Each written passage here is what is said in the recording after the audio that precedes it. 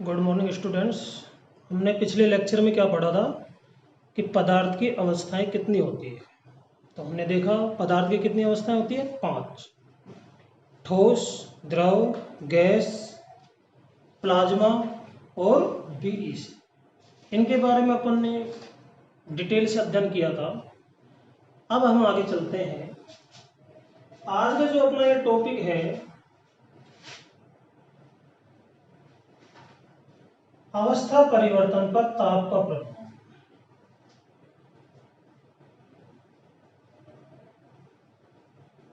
अवस्था परिवर्तन पर ताप का प्रभाव।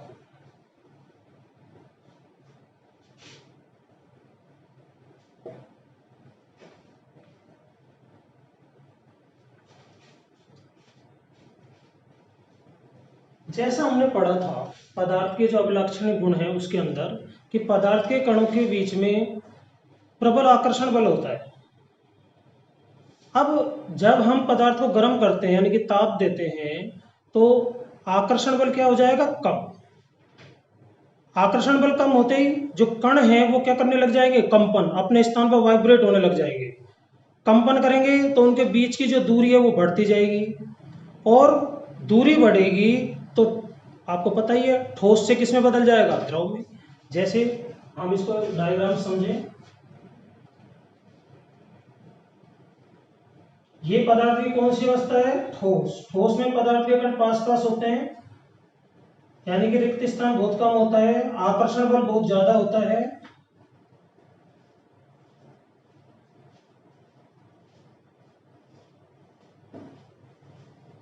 तो सांकेतिक रूप से यदि हम इसको समझें, ये पदार्थ की कौन सी अवस्था है, ठोस, सॉलिड। इसको हमने दिया ताप। क्या दिया, ताप। ताप देने पर क्या होगा, आकर्षण बल कम होगा। आकर्षण बल कम होगा तो पदार्थ के कण कंपन करेंगे। कंपन करने के बाद में क्या स्थिति हो जाएगी, पदार्थ के कण दूर दूर हो जाएंगे इस तरह से। और जिसमें पदार्थ के कण दूर दूर होते हैं, पदार्थ की ऐसी अवस्था को क्या कहते हैं, द्रव यानी कि लिक्विड।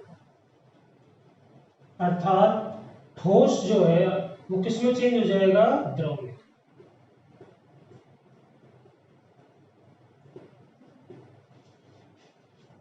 अब हमने इसको और ताप दिया, और ताप देंगे तो क्या होगा, पदार्थ के कणों के बीच में रिक्त स्थान इतना ज्यादा हो जाएगा कि वो आकर्षण बल को तोड़ करके स्वतंत्र रूप से गति करने लगेंगे इस तरह से। कोई यहाँ, कोई वहां, कोई यहाँ, कोई यहाँ, इधर उधर उड़ने लगेंगे वो। और इस पदार्थ की जो अवस्था है इसको कहते हैं हम कौन सी, गैस।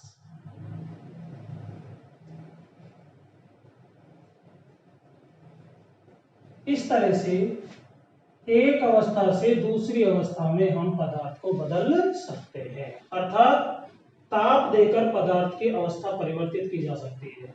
ठोस को जब हम ताप देते हैं तो वो द्रव में बदल जाता है, द्रव को जब हम ताप देते हैं तो गैस में बदल जाता है।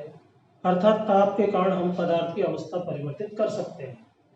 जैसे बर्फ है, बर्फ किस रूप में होती है, ठोस। अब बर्फ को यदि हम गर्म करेंगे तो बर्फ पिघल जाएगी, किस में बदल जाएगी, पानी में यानी कि द्रव में। अब अगर हमने और ताप दिया तो पानी किस में बदल जाएगा, वाष्प में। वाष्प भाप बनकर के उड़ने लग जाएगी। बस यही ताप का प्रभाव है। ओके।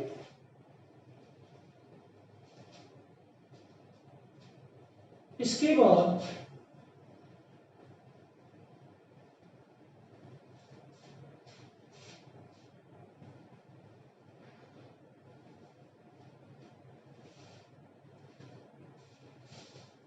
दो महत्वपूर्ण परिभाषाएं हम पहले पढ़ेंगे अगला टॉपिक स्टार्ट करने से पहले। एक तो गलनांक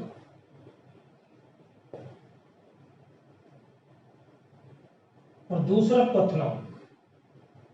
गलनांक क्या होता है, जैसे इसको अपन संधि विच्छेद करके लिखें तो गलन प्लस अंक, गलनांक। अंक मीन्स ताप और गल मीन्स गलना। अब गलेगा कौन? गलेगा कौन? ठोस। ठोस गल करके किसमें क्या बनाता है? द्रव। बस बन गई परिभाषा गलनांक की। वह ताप जिस पर कोई ठोस किसमें बदल जाता है? द्रव में। तो ऐसे ताप को कहा जाता है क्या? गलनांक। तो गलनांक की परिभाषा क्या हुई? वह ताप जिस पर कोई ठोस पिघलकर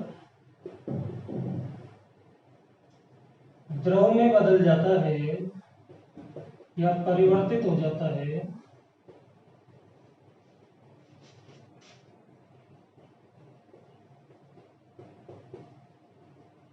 गलनांक कहलाता है।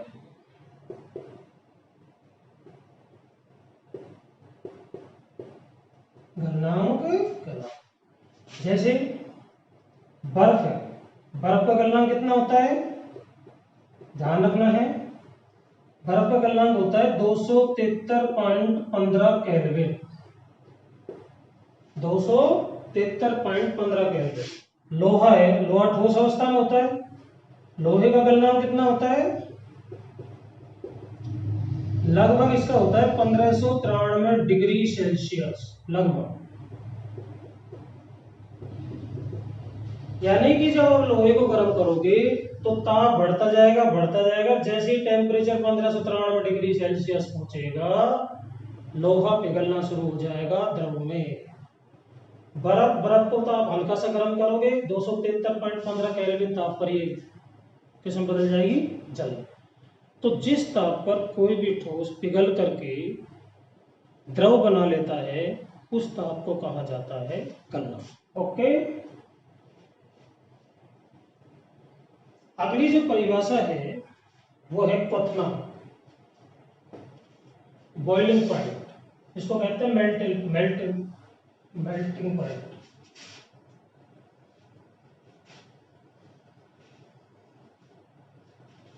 क्वथनांक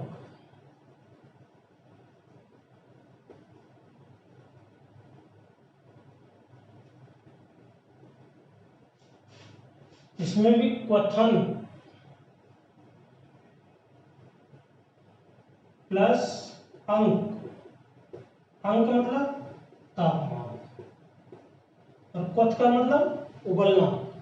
यानी कि उबलेगा कौन? द्रव। द्रव उबल करके क्या बनाता है? गैस। तो जिस ताप पर द्रव क्या बना लेता है? गैस बना लेता है, यानी गैस में परिवर्तित हो जाता है, उस ताप को कहा जाता है क्वथनांक। अर्थात वह ताप जिस पर कोई द्रव उबलकर गैस में बदल जाता है,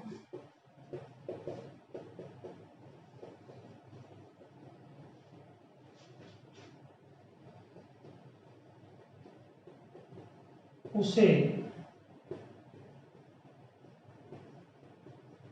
क्वथनांक कहते हैं।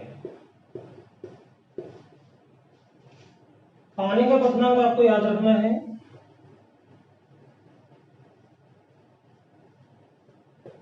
जल का क्वथनांक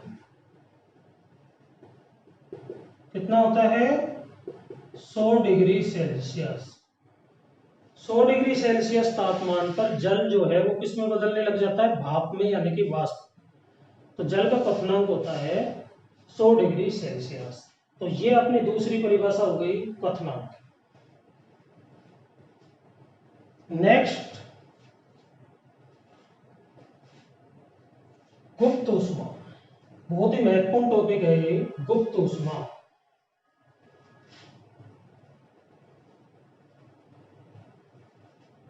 ये क्या होता है, इसको पहले हम एक प्रयोग के द्वारा समझेंगे कि गुप्त ऊष्मा होती क्या है। गुप्त मीन्स छुपी हुई, जो दिखाई नहीं दे, ऐसी ऊष्मा को कहते हैं गुप्त ऊष्मा। अब कैसे इसको परिभाषित किया जाता है? उसको पहले हम एक प्रयोग द्वारा देखेंगे।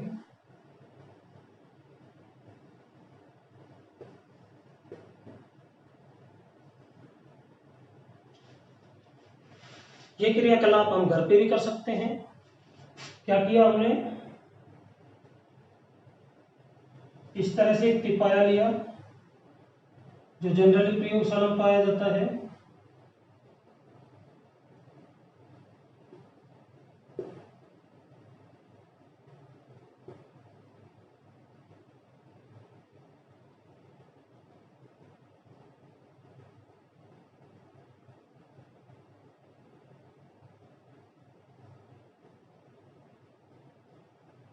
इसके नीचे हमने बर्नर लगाया,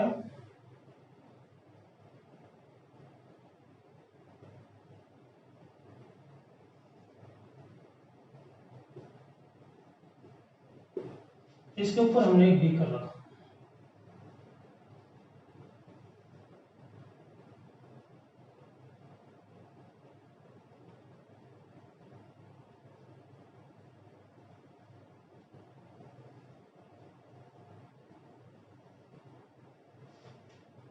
बीकर में हमने बर्फ के कुछ टुकड़े डाल दिए। क्या डाले, बर्फ। ये क्या है, बीकर। ये क्या है, बर्नर।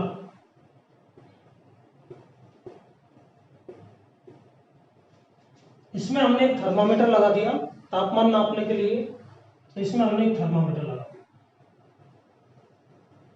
जो हमें टेम्परेचर के बारे में जानकारी देगा।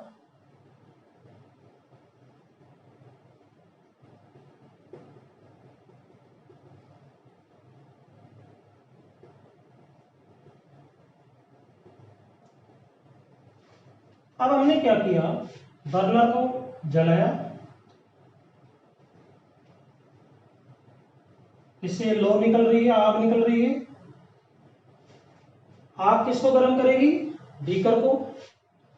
बीकर में जो क्या रखी हुई है, बर्फ। यहां से ऊष्मा लगातार इसको मिलेगी, लेकिन ये जो थर्मामीटर है, थर्मामीटर में टेम्परेचर 0 पर ही रहेगा। जब तक कि पूरी बर्फ नहीं पिघल जाती तब तक टेम्परेचर क्या रहेगा, 0 डिग्री सेल्सियस।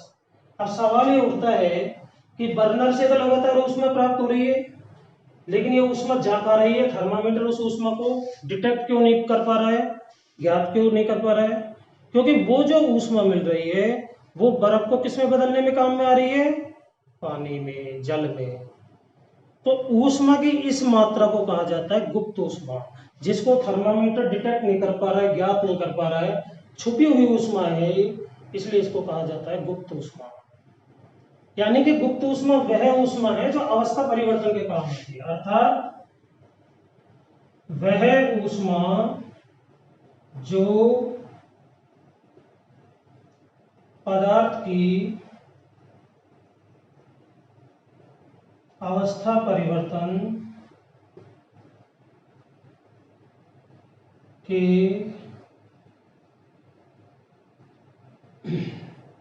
काम आती है, वह ऊष्मा जो पदार्थ की अवस्था परिवर्तन के काम आती है या उपयोग होती है, गुप्त ऊष्मा कहलाती है। क्या कहलाती है, गुप्त ऊष्मा कहलाती है। ओके, तो ये होती है गुप्त ऊष्मा। जब तक ये बर्फ पूरी की पूरी जल में परिवर्तित नहीं हो जाती, थर्मामीटर का जो तापमान है वो 0 डिग्री सेल्सियस पर रहेगा, और जैसे ही पानी में बदल जाएगी फिर थर्मामीटर का जो टेम्परेचर है वो लगातार बढ़ता जाएगा। तो जो ऊष्मा अवस्था परिवर्तन के काम में आती है, ऐसी ऊष्मा को कहा जाता है गुप्त ऊष्मा। गुप्त ऊष्मा 2 प्रकार की होती है।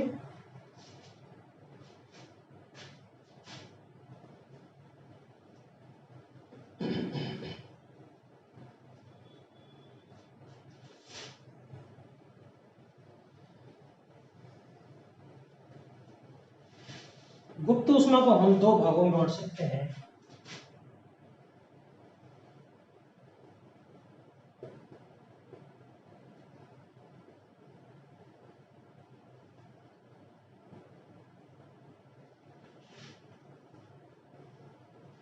नंबर 1,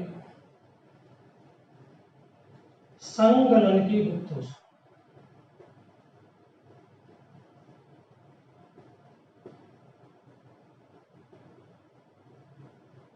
और दूसरी होती है वाष्पन की गुप्त ऊष्मा। दोनों को कैसे परिभाषित करेंगे? संगलन मीन्स गलना, अर्थात वायुमंडलीय दाब पर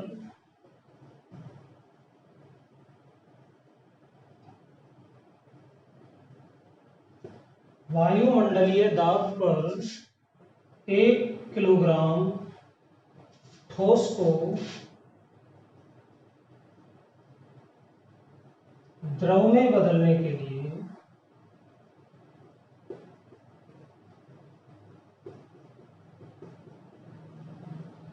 आवश्यक ऊष्मा संगलन की गुप्त ऊष्मा कहलाती है। देखिए, संगलन, गलता कौन है? ठोस। यानी कि ठोस गल करके क्या बनाता है? द्रव। अब ठोस की मात्रा कितनी ले ली? 1 किलोग्राम।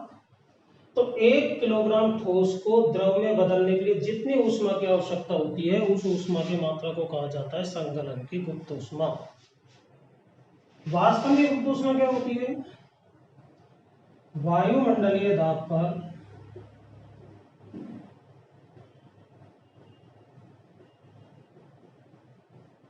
1 किलोग्राम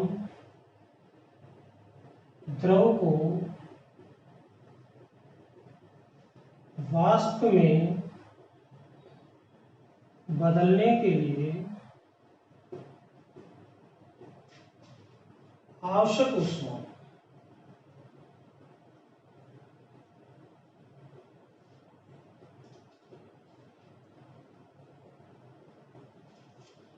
वाष्पन की गुप्त ऊष्मा कहलाती है।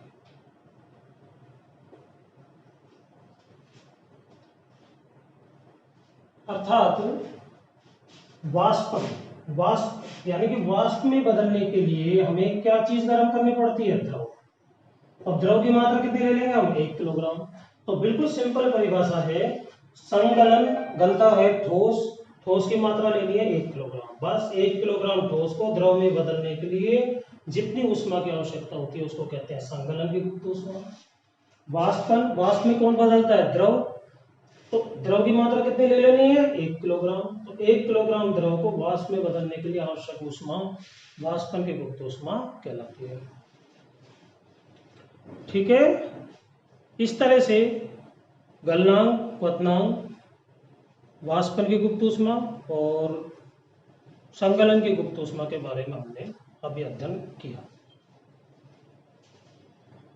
ठीक।